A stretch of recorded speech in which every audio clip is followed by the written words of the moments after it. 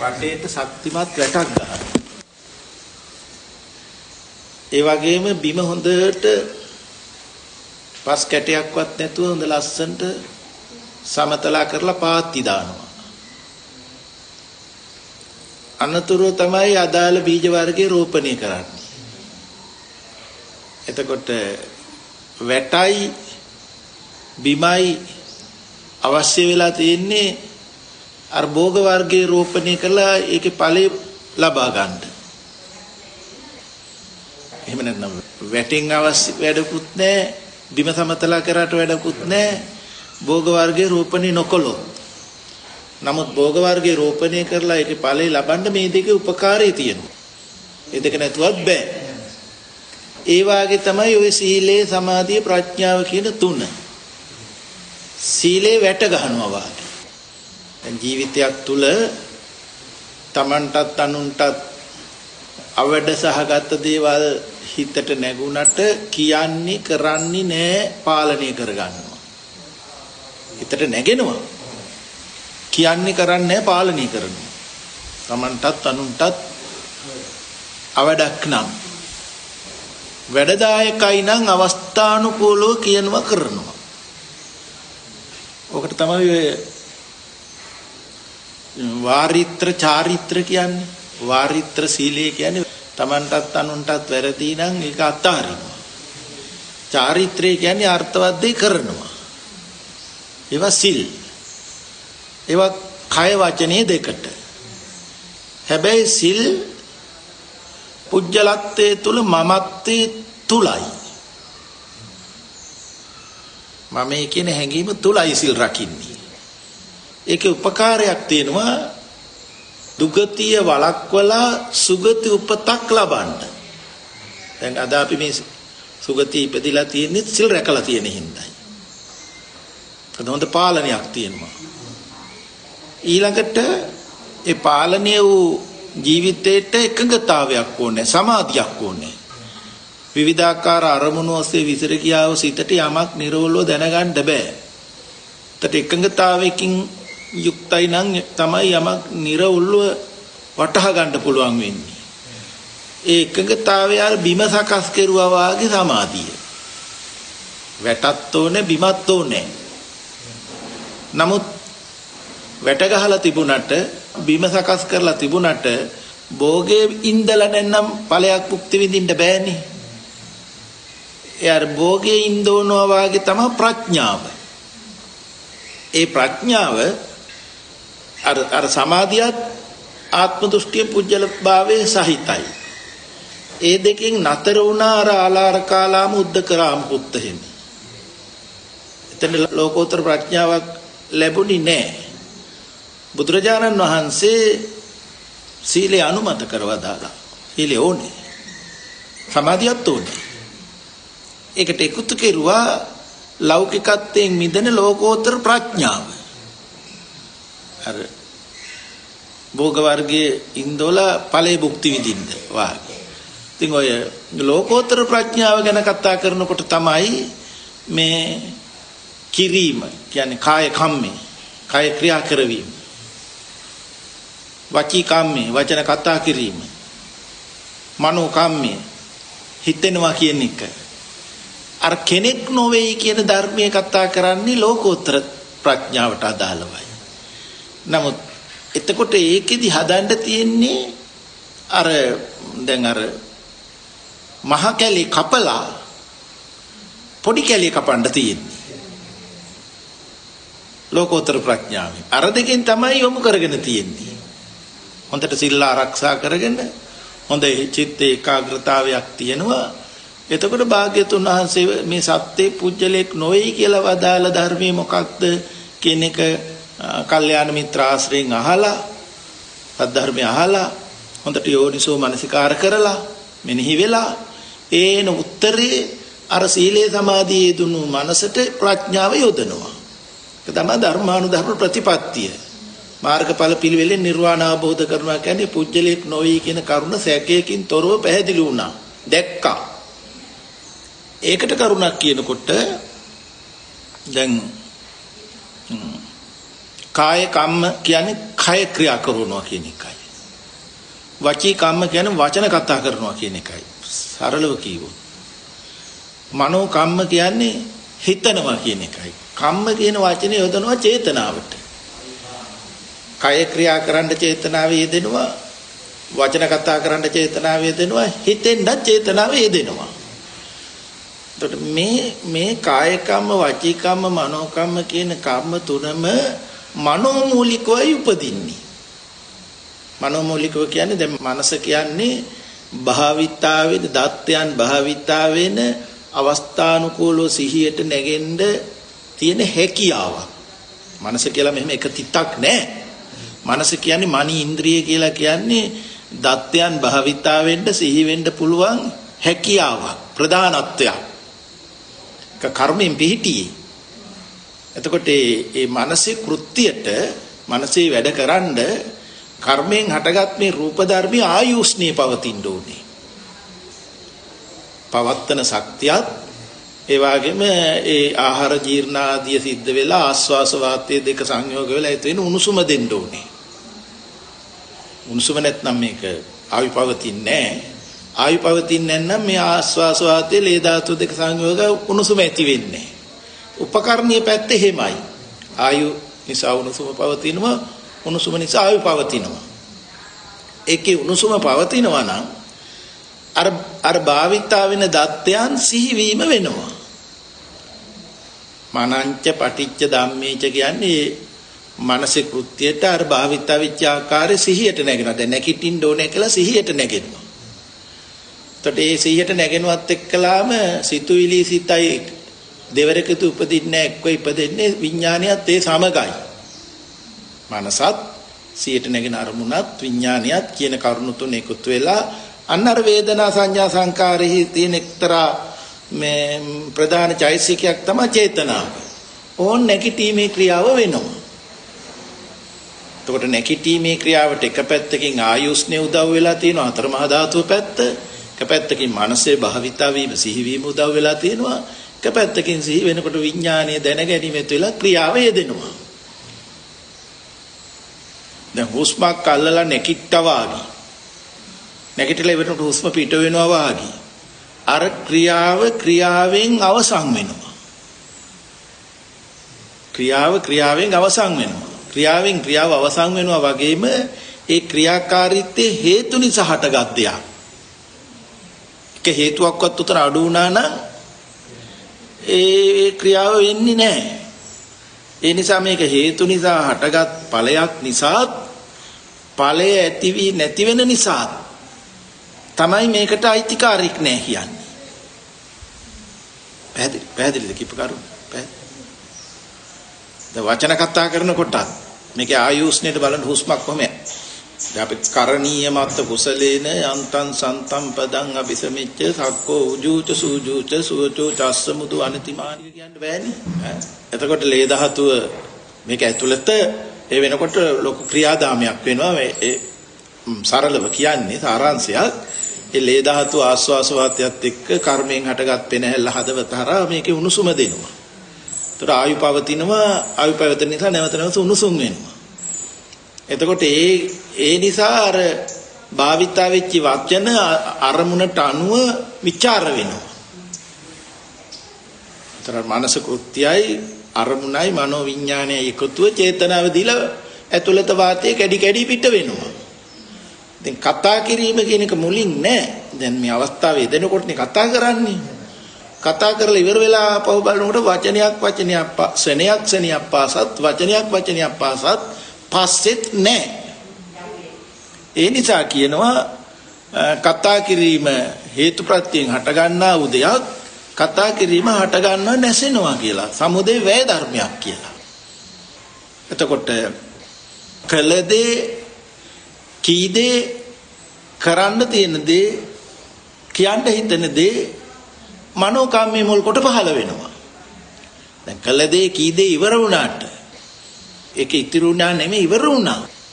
ඉවර වුණාට මේ මනසේ ස්වභාවයක් තියෙනවා පිටපත එනවා. මතක් වෙනවා. එහෙම නැත්නම් සැලසුම් වෙනවා. දැන් අපි ඊළඟට අහවල් දිහා යන් කියලා. තව ගියේ නෑනේ. බලන්න එතකොට දැන් ওই ගමන ආපු වෙලාවේ අතීතයේදී ආවද මෙවැනිම ආස්වාස මුල් කොට චේතනාව එකතු වෙලා හතර මහා ධාතුවේ ක්‍රියාවක් වෙලා නැසුණාද?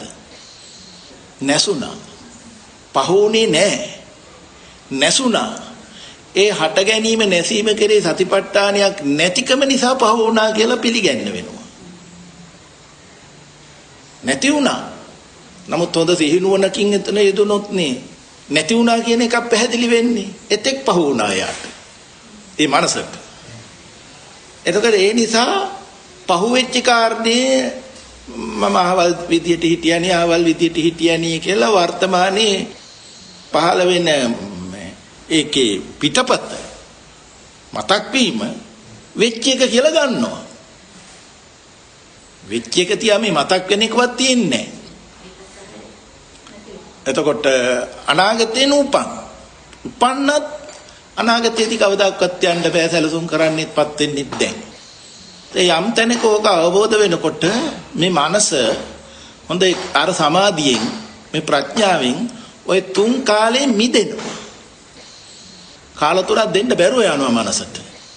ඒක අර ලෞකික සමාධිය නෙමෙයි. ප්‍රඥාව එකතු කරගෙන ආපු කරුණ. ආන්ගේ මොහොතට අර සක්කාය දිට්ඨිය කියන ගතිය තව දුරටත් වළංගු නොවෙනවා. ඒ ගැන සැකයක් නැතුව යනවා. තවත් මගක් නැහැ. ඉතිරි ටික සම්පූර්ණ කරන්න මේ හේතුඵල නිරෝධ සතිපට්ඨාන මාර්ගයේ තමයි සතරතිපට්ඨාන මේ ධර්මයේ තමයි ප්‍රතිපත්ති කොට වාසය කරන්න වෙන්නේ. ඉතිරි කෙලෙස් සිඳි යන්නේ. මේක තමයි මේකේ සාරාංශය.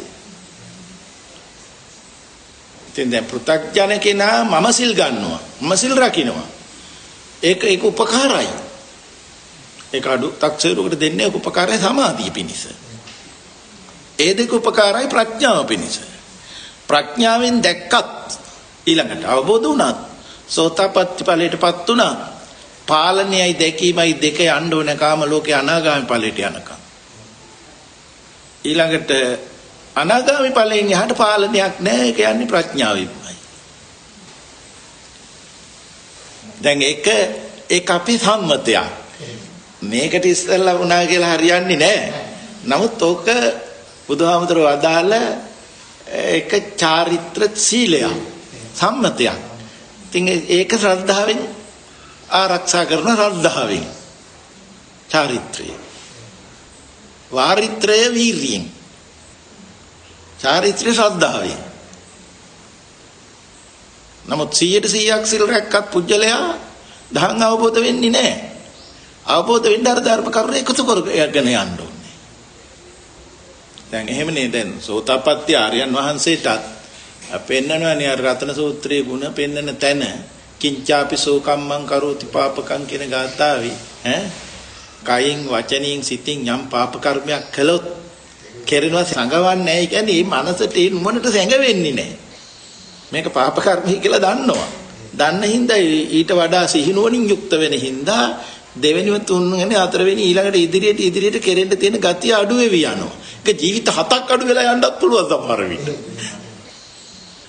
එකක් මේ සෝවාන් වෙනවා කියලා කියනකොට නිකන් මේ 이르දි ප්‍රාතිහාර්ය පානවා කියන එක නෙමෙයි. ඒක ප්‍රඥාවෙන් අවබෝධ වෙන ප්‍රඥාවෙන් ලෝකයේ දකින්න දැකීමක්. ඒ දකින්න දැකීමට ජාතිය ජරාව ව්‍යාධිය මරණය මට වෙනවා කියලා පවරගෙන නැහැ. ඒක හේතුඵල නැසෙන ධර්මතාවය. මම කියපු කාරණා පැහැදිලිද? මේ පැත්තෙන් වායෝ ධාතුවේ ශක්තිය දෙනවා. මේ පැත්තෙන් භාවිතා මේක මානසික කෘත්‍යය. සිතුවිලි හිත චේතනාව වේදලා මේ දෙන්න එකට වැඩ කරනවා. වැඩ කරුවට නෑ ඒක තියෙන්නේ නෑ. ඒ නැති බව නොදක දැන් මේ තරම අරගෙන වැඩ කරුවොත් නැවත ඒ ගතිය වැඩි වෙනවා. ඒකට අපි කියන්නේ කර්ම රැස් වෙනවා කියලා. ඒක නැවත වැඩි වෙනවා. ඉතින් ඒ කර්මක්ෂය නොවුණු හින්දායි ওই මානසික කෘත්‍ය උනේත්. ඒ මානසික කෘත්‍ය වෙන්නේ ආරම්භයේ දෙමව්පිය ප්‍රත්‍යයෙන් අර කර්මක්ෂය නොවුණු කම මේක කර්මෙන් හටගත් දෙයක්. ඒක කර්මයෙන් මේක පුරාණ කර්මෙන් හටගත්තා. පුරාණ කියන වචනේ මෙතන යොදන්නේ අනාත්මය අවබෝධ නොවුණු කොහෙන්ද? හින්දා හටගත්තා. හටගෙන තියෙන නව කර්ම රැස් වෙන්න.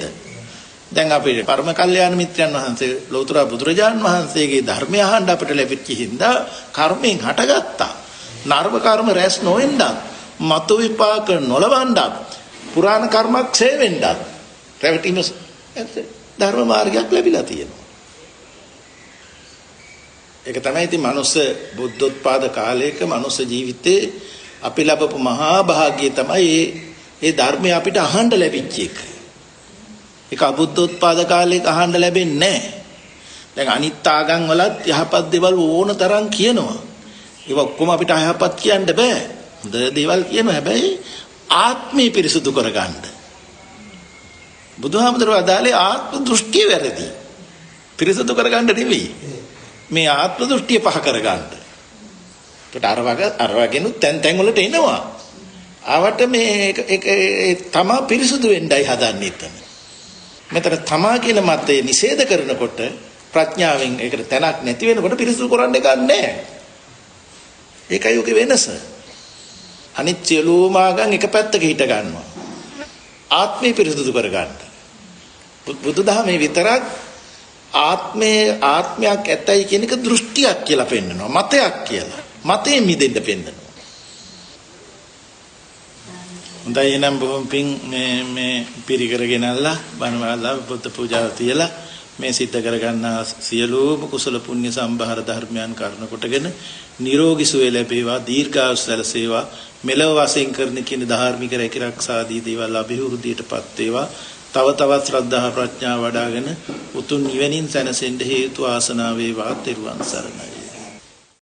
අවසර ස්වාමින් වහන්සේ බැහැ දැකලා ඊටමත් කෙටි වුවත් ඊටමත් වැදගත් අනුශාසනාවක් කරපු ඒ අනුශාසනාවට නැවත සවන් දෙන අතරේ පුංචි ප්‍රශ්න කිහිපයක් පැන ස්වාමින් වහන්සේ. ඇත්තටම ප්‍රශ්න නෙමෙයි, නමුත් තවදුරටත් විස්තරාත්මකව ඒ ගැන දැනගැනීමට කැමැත්ත නිසා මේ ප්‍රශ්න කිහිපය ඉදිරිපත් කරනවා ස්වාමින් වහන්සේ.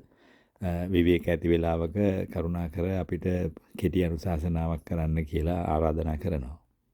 මේ අපිට තියෙන පුරුද්දක් ස්වාමින් වහන්සේ, අපි එදා සාකච්ඡා කරපු විදිහට ස්වාමින් වහන්සේගේ අනුශාසනාවෙන් කී පරිදිම මේ පොඩ්ඩකට කලින් හිටපු මම, මේ දැන් මොනවා හරි කරන මම සහ ඉස්සරහට කරන්න හිතන් ඉන්න මම කියන ඔන්න තුන් ආකාර කාලාත්‍ර තුනකට තියෙනවා කියලා හිතාගෙන ඉන්නවා කියලා හිතාගෙන ඉන්න මේ මම කියන කෙනාව අඳුනා ගැනීම කරපු පමණින් මෙතනින් අපිට විමුක්තියක් ලබා නොවන එක ස්වාමීන් වහන්සේ ඊටම පැහැදිලිව පෙන්වලා දුන්නා. ඒ නිසා මේ ඒකත් මුලින් තේරුම් අරගෙන ඒ තේරුම් ගැනීම හරහා එහෙම දෙයක් නොවන විදිහට සිහි නුවණ පිහිටුවා වාසය කිරීම වැඩි වෙන තරමට මේ ආර්ය සම්මාදිට්ඨිය ලද්දෙක් ඉස්සරහටම ගමන් කරන විදිය තමයි ස්වාමීන් වහන්සේ අපිට පැහැදිලි කරලා දුන්නේ.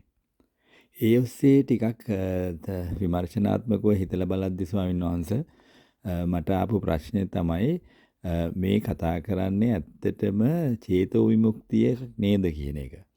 ඒ කියන්නේ අර අනිමිත්ත, ශුන්්‍යත, අපනීත චේතෝ විමුක්තිය පිළිබඳ කතා කරනවා ඒ ධර්මයේ. අන්නේ කියන මේ විවිධ කාල තුනක් සම්බන්ධ චේතනාවන්, කාල තුනක් සම්බන්ධයෙන් ඉන්න කෙනෙක් කරන කියන වැරදි සිතිවිලි වලින් මගහැර නියමාකාර යථාභූත සිතිවිල්ලේම මනස මිහිටවීම කියන මනේන්ද්‍රිය යෙදවීම නේද මේ මාර්ගයේදී වෙන්නේ ආර්ය සම්මාදිට්ඨියටපත් වූ එක්ට කියලා තමයි මට වැටහුණේ ස්වාමීන් වහන්සේ.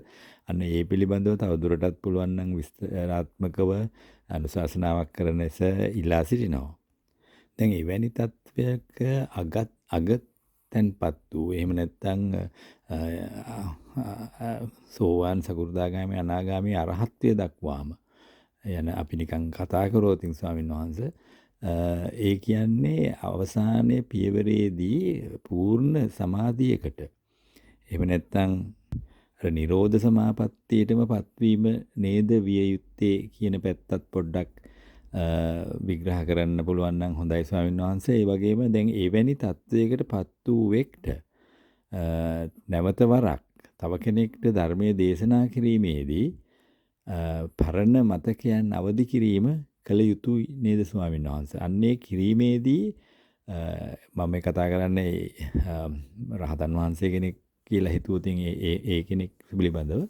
ඒ වගේ තත්වයකදී ස්වාමීන් වහන්සේ ඒ පරණ මතකයන් ඒ උත්තමයා අවදි කළත් එතන කිසිසේත්ම මම මගේ හැඟීම නොගෙන තැනක් නිසා නේද ස්වාමීන් වහන්සේ අර තෙල්ද තිරේද ඉවර වූ පහනක්සේ නිවී යෑම කියන තැන නැවත වරක් පොඩ්ඩක් විස්තර කරන ලෙස ඒ වගේ තත්වයකදී මතකය අවදි කිරීමේදී කිසිමක් අපි මතකය අවදි කරනවා වගේ නොවේ නේද කියන තත්වයක් පොඩ්ඩක් විස්තර කරන ලෙස ඉතාමත් කරුණාවෙන් ඉල්ලා සිටිනවා ස්වාමීන් වහන්සේ.